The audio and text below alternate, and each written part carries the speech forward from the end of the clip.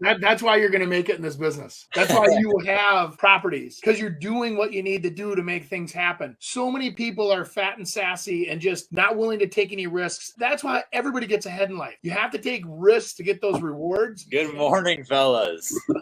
Last time I saw you, you were holding a tomahawk steak in one hand and a glass of beer in the other. That dinner has now shaped his life, Andy. He met you, and now he's buying real estate. He's licensed in 2 different states. I learned everything I know about real estate from that expo. He's going to fit in just fine in this business.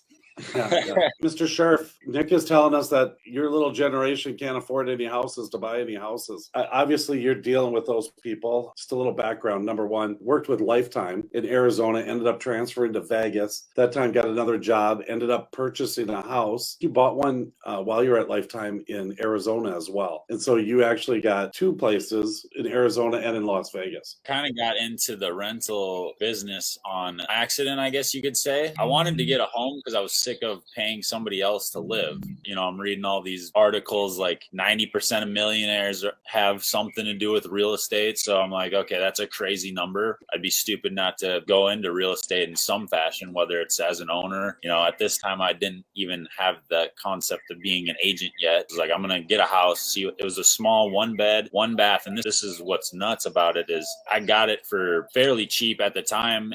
But I still was super scared because it was like, everybody's telling me, the market's gonna crash. This was like, we were still like a year into COVID when I got this place. And financing was tough because I was furloughed for a little bit from the health club because they were closed. So, you know, I didn't have a full work history of income coming because of the furloughed period. So that lowered my approval amount. So I just got this little 1 bed, 1 bath. So let me get my feet wet. Stayed there for a few months, ended up getting a job transfer. This thing had gone up in value so much and I, for some reason, just didn't want to sell. I was like, you know what, because for people that don't know, in college, I used to do a lot of photography and videos for Chris. So I was like, you know what, let me try what this Chris guy did. I'm gonna see if I can do it for myself with this little 1 bed, 1 bath, see how it goes. So I kept it, rented it out to a friend. Not only can our generation, is it hard for us to get houses right now? The rent prices are ridiculous. Yeah.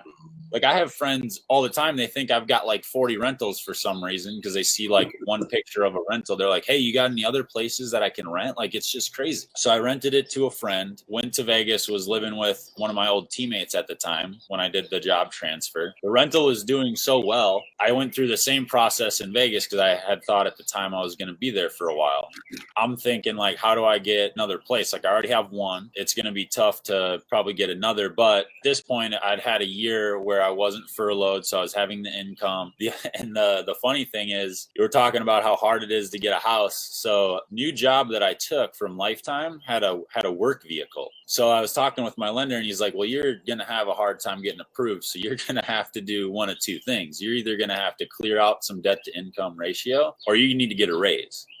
Okay, well, I can't get a raise. That's not going to happen. I already just know that. So I'm like looking, I'm like, okay, I have a work car. I sold my car that I had to get that off of my debt to income ratio to get approved for the second house. And it wasn't like it was a huge house. It was, I mean, in Vegas and Arizona, just super hot markets. We're talking $200,000 home condo. Ended up getting another small condo in Vegas. And then my job's like, hey, you're going to go to Texas for 2 months. I'm like, what the heck? I just bought a house. So that one, ultimately, I had to rent to another friend. Yeah, I got the 2 rentals without almost really even trying to initially do the rentals. Just trying to find yourself a place to live. Yeah, find myself a place to live. And I'm scratching and clawing, selling my car to get this house. Like it wasn't like it was a walk in the park for me either. You know, it's just. Can I just make a quick observation for you? That's why you're going to make it in this business. That's why you have properties, because you're doing what you need to do to make things happen. So many people are fat and sassy and just not willing to take any risks. That's why everybody gets ahead in life. You have to take risks to get those rewards. And if you don't take the risks, especially when they're calculated, like you said, you know people that have done this. You've done the math on it. You're like, this is a no-brainer. I'm gonna go do this. And you figure it out. That's how most multimillionaires make the process start. Appreciate that. Keep it going, brother. Yeah, that's the game plan. It's funny because to that point, like when I sold my car, I was telling a few friends and they're like, you sold your car? Like what happens if you need a car? And